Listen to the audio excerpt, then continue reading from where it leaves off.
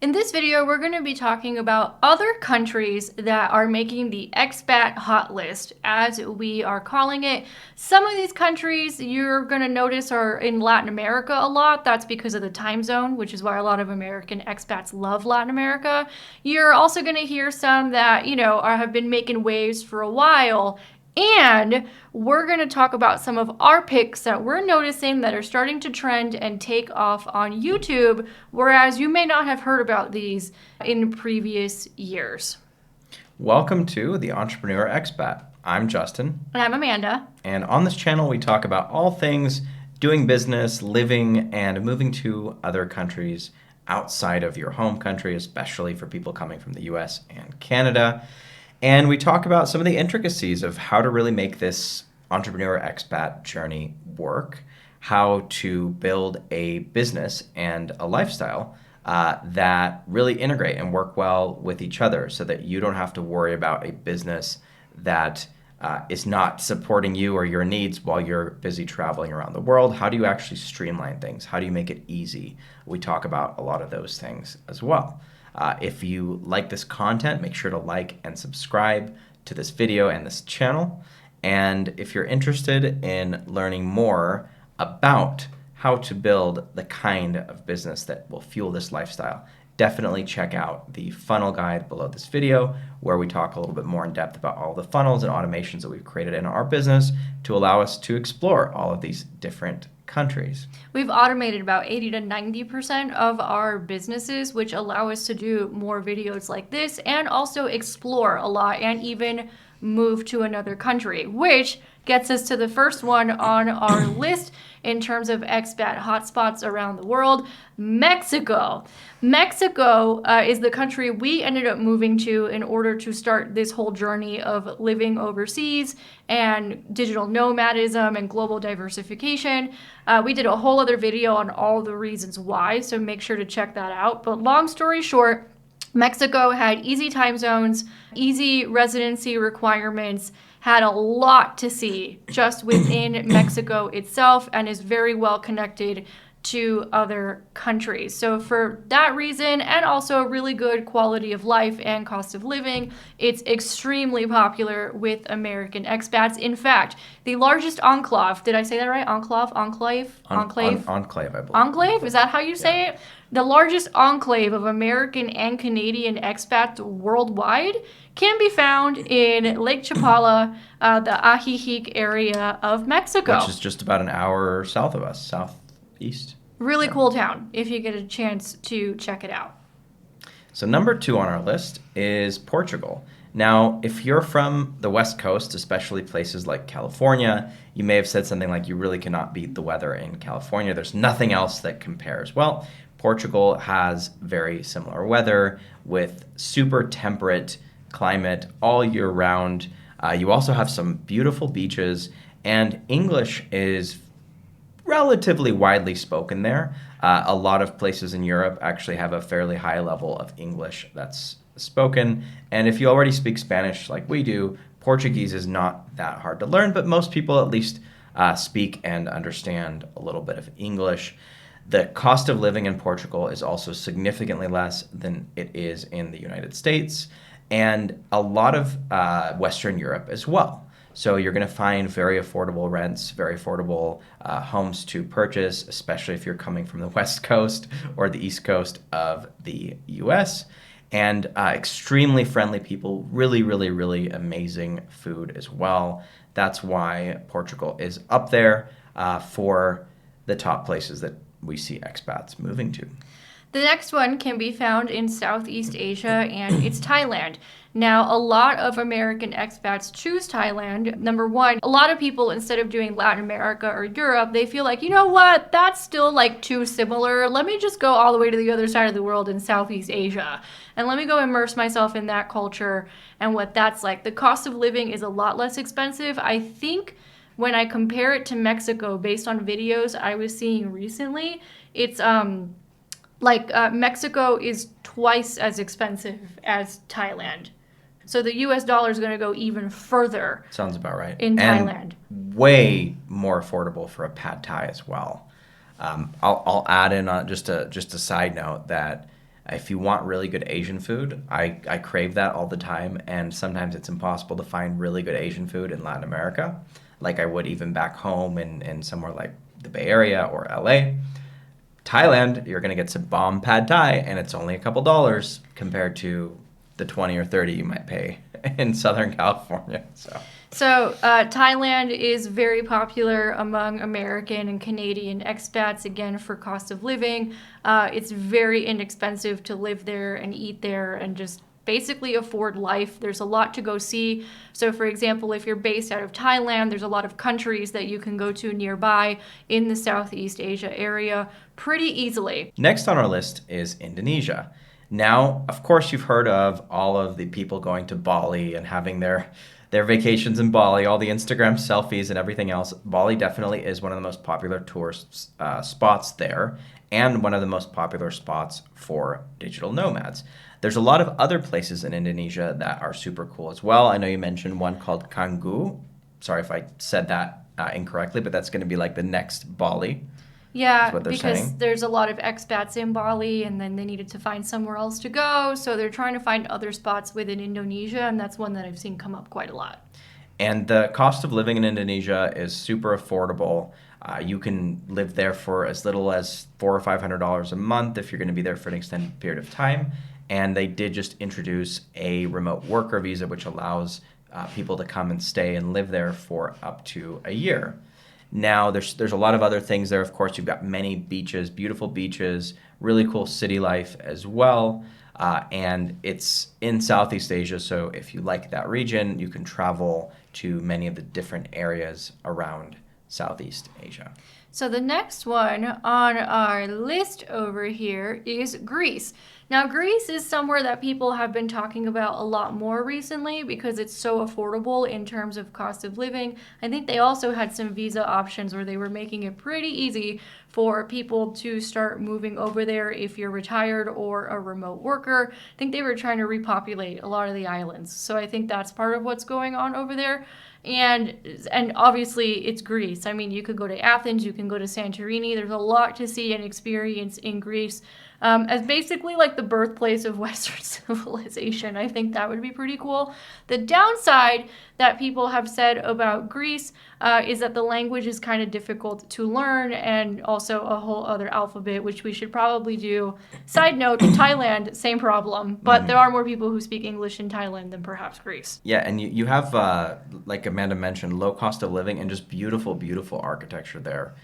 There's so much to see, and it just feels like a totally different world apart. I'm looking forward to visiting Greece soon as well. I've had more experiences in Central and Eastern Europe, but if I do visit Western Europe, or if we do, then that's definitely high up on our list for that part of the world.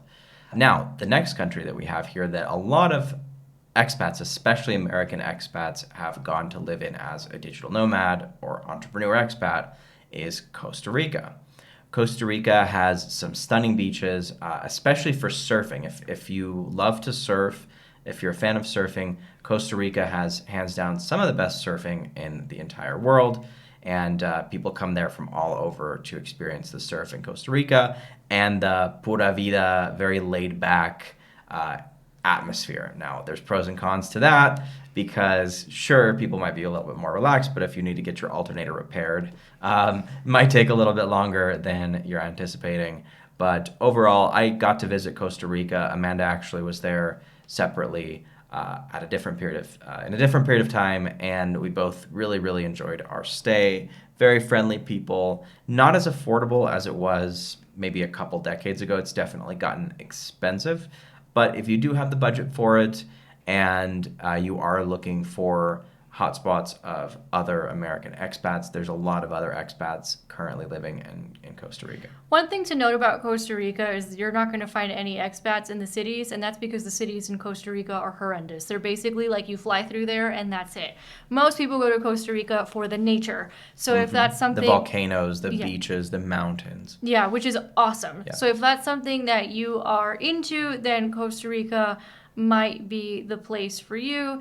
And other things that I've heard about Costa Rica is that the infrastructure, like internet wise, isn't as good. So that's just something to keep in mind. So if you're working a lot, maybe that's an issue. If you're retired, it might not be an issue. And also, let's be real, the food is not as good in Costa Rica as it is in, for example, Mexico.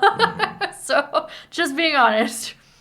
So the next country is Panama. I did have a chance to visit Panama for several days. I was actually doing a visa run from Colombia, and I got to travel around Panama, staying both in Panama City and also taking a road trip to the East Coast and doing a little bit of diving on the Caribbean side of Panama, also staying off on a little island. I forget what the name, we're going to have to find it, but there's a little island off of the coast of Colon. So got to stay there, pretty secluded type of scenery and everything, just like very isolated, very tranquil beaches and things like that on the East Coast.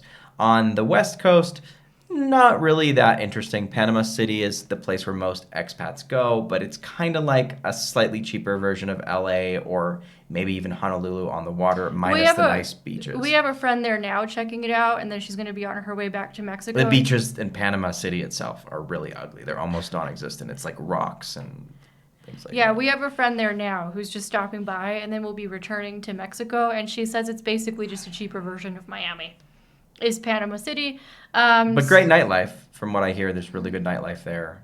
Shopping, that kind of thing. Good healthcare, Yeah. all that kind of stuff. So a lot of expats, Especially retirees. yeah, a lot of expats end up really enjoying and liking Panama. I'm from Miami, so I'm not that interested in Panama personally. Sorry. So the next one on the list has run into some issues lately. So in terms of safety, but it's been an expat hotspot for many, many years. And also, I haven't seen expats necessarily stop moving there or making YouTube videos about it, which is Ecuador. Ecuador is somewhere Americans have been going to for a long time. They have some pretty easy residency options from what I've heard. Specifically, they like to hang out in a town called Cuenca, which looks absolutely amazing and really beautiful little mountain city, and we're into the mountains right now, so it just caught my attention. But Ecuador has been going through some political issues recently and some violence with the cartels and things like that. They have been having a bit of an issue the last couple of years. But, you know, it's kind of like, from my understanding, it's kind of like a similar thing as Mexico, which is don't get involved in stuff you shouldn't be involved in and you'll be fine. Exactly. Stay out of trouble. Stay out of trouble. The difference is that the government and the cartels have been bumping heads in Ecuador the last couple of years, which has caused some security issues. But we have a lot of expats in Ecuador saying that they don't feel unsafe there, even though there's been some issues the last couple of years, some big issues the last couple of years. So, you know, take all that news and violence and all that with a grain of salt, because it seems like there's still tons of Americans moving there and living there and feeling safe. The other thing to know about Ecuador is that it is dollarized, so it is going to be slightly more expensive depending on where you are. So next on our list is a country that I have spent quite a lot of time in, and that is Colombia. I actually, along with my faithful traveling companion back there, Daisy, you may or may not be able to see laying down on the floor, we were both in Colombia, and it's funny, I think I was actually in Colombia at the same time that you were planning on traveling there, but you couldn't because of the pandemic and all the craziness with travel that happened around those times. Yep. But I spent 3 years in Colombia. This was before we knew each other, by the way. Yeah. I lived in Medellin. I also lived in a little town in the coffee-producing region called Armenia, which is not to be confused with the country of Armenia, but it's near a town called Salento that's very famous for the old Jeeps that they have there and the coffee. What's it called? There's a very, very beautiful. We'll have to put a picture of this. Zona Cafetera? Zona Cafetera, but it's a very big, beautiful, picturesque valley that a lot of tourists go to in that area, very close by to Salento. And Colombia is such a gorgeous country. Like, there's just so much nature. There's so many like beautiful waterfalls and parks. And I went to Hacienda Nápoles, which is Pablo Escobar's old estate that they actually converted into a family-friendly theme park. It's like, man, they Are the really hippos figure out there? ways. Yeah, we The saw hippos were the there? hippos, and there were rhinos and like hybrid zebras, and it's a trip. If you ever find yourself in Medellin, it's a great thing to check out if you've got a day or two to kill. But Medellin itself, really cool metropolitan city. I liked it a lot better than Bogota. I visited actually on my first trip there, Medellin, Bogota, and Cartagena. And Medellin is very You're sounding metropolitan. very gringo right now with these names. No, that's how you say it. It's Medellin, not Medellin. Right, but you're like Medellin. Bogota, it's Bo- Bogota. Bogota. I'm Bogota. sorry, I'm not as Latin as you. What did you say? Well, I've heard some people say Cartagena, and Well, I'm like, where did you I could find? say it with a Latin or the Spanish accent, say Cartagena, but then people might not understand me. Okay, that's fair because it's an American Canadian honest. But I've heard some people say Cartagena, It's definitely not. and I'm like, where Cartagena. did that extra I come from? I don't I understand. don't know where they came up with that. But Medellin is a very cool city. Lots of things to do. Lots of nightlife. Definitely a lot of expats. Really good co-working places. And the internet infrastructure wasn't the best when I was visiting several years ago, but it's gotten substantially better. And especially if you're going to get like a WeWork or another co-working space, they usually have like multiple dedicated internet fiber lines and backups and all sorts of things like that. So I was able to live really comfortably there. The cost of living in Medellin has gone up significantly because of inflation and other factors, but you can find places in other cities or outside of the common like touristy gringo areas in Medellin for a reasonable price. It's actually cheaper than Mexico if you're willing to go off the beaten path a little bit. And there's just so much to do between nature, the city, the beaches. Cartagena has some beautiful, beautiful beaches and islands to explore. And there's really something there for everyone. And I know people talk a lot about safety. Has it gotten a little bit more precarious in recent times with a lot of immigration from different places and some petty crime and things like that? Yes, but as long as they say that you want to not give papaya. So as long as you're basically watching your phone, not keeping it out on the sidewalk and staring down at your screen while texting alone without anybody else there, so that someone can swipe it from you. As long as you're not doing things like that. And keeping your wits about you, you're probably going to be fine. This whole idea that you're going to fly to Colombia and the first day you land, you're going to get kidnapped because you're American, like it's absolutely ridiculous. There's so many Americans that go there and visit. When I was doing my research, when I was trying to do a scouting trip to Medellin a few years ago, that never happened. But I was doing some research on Medellin, and I thought it was really funny that there had been local Colombians who, for example, did tours or helped expats and things like that. And they kept saying in the videos, and I kind of thought it was a joke, and then I realized it wasn't a joke at all. But they kept saying in the videos, if you're going to come to Medellin, don't do drugs. And if a woman seems like she's out of your league, she probably is, and she's probably a prostitute, and her pimp is probably around the corner. I was like, they have to make videos about this? Yeah, And I guess it was some because people are expats were behaving badly. behaving badly. Were Yeah, expats behaving badly? that happens. Oh yeah, expats behave horribly there and think that they're just gonna go and ravage the the entire city as their conquest and The passport bros? passport bros. Oh, God. That's a whole other video, but Yeah. yeah. All right, so the next two on our list, I see making some waves on YouTube recently.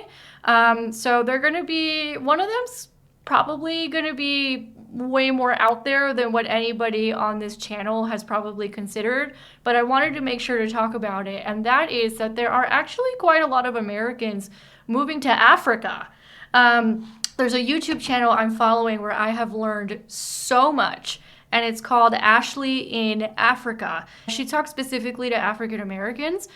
She talks about what it's like to move and do business and live in Africa. I think specifically she focuses on South Africa and Tanzania right now. There's also other YouTubers who talk a lot about Ghana and other parts of Africa. And the reason I found this is because one of my closest friends, who is African American, was very much interested in South Africa. I think she finally ended up deciding on Spain, but South Africa was a country that she was really looking into for a while. So if you want something a little bit more off the beaten path, emerging markets, there's a lot of, from what I'm hearing, there's a lot of potential for investment and things like that, then, Africa might be a place you want to consider. And then the last one on the list, which is also, I don't know if this is really like an expat hotspot, but it's definitely been making a lot of waves online on YouTube. And I actually ran into someone at the airport last time I was in Miami who went here, and that is Dominican Republic. Not just a destination to go to a 5-star resort and hang out by the beach sipping margaritas for a few days, but a lot of people, especially from the US, are moving to the DR. They're moving to the DR, they're buying up property in DR, they're raising their kids in DR. I'm not sure what the residency process is like, but I do believe that they have a digital nomad visa now, which is one of the reasons why so many people started going over there. But yeah, Dominican Republic, I've seen a lot of American expats talking about Dominican Republic lately and how there's a lot more Americans moving over there. I love beaches. I love islands. I love the DR. So I'll have to check it out. Yeah, I've been to Dominican Republic a few times, Santo Domingo, Punta Cana, La Romana. I've not been on the northern coast. Dominican Republic is absolutely beautiful. Dominicans are a good time. And in terms of safety, because a lot of people think Latin American countries are all crazy, it's the same thing. A lot of the expats have said, I feel safer here raising my kids than I do in the United States. And actually, the ones in Africa also said the same thing, that they felt a lot safer raising their kids there than they did in Atlanta. Wow. Yeah, so really fascinating. So if you want to check out some more up and coming or maybe off the beaten path, those are definitely some that you're going to want to check out because those are really starting to make some waves on YouTube. So normally when they start to make waves is your time to get in. Before it's too late. Yeah, by the time everybody hears about it and says, oh, this is the place to go, like Mexico, for example, that's happening here. It's a lot less affordable to move here, but especially to get a visa here than it was 5 or 10 years ago because people are finding out that, hey, this really is not a bad life south of the border, as they say. So that was our list of the top places around the world for American expats. We hope you enjoyed, and we really look forward to having you follow us along here for the adventure. Don't forget to like and subscribe and check out the guides in our comments if you'd like to learn more and join us even further. See you next time.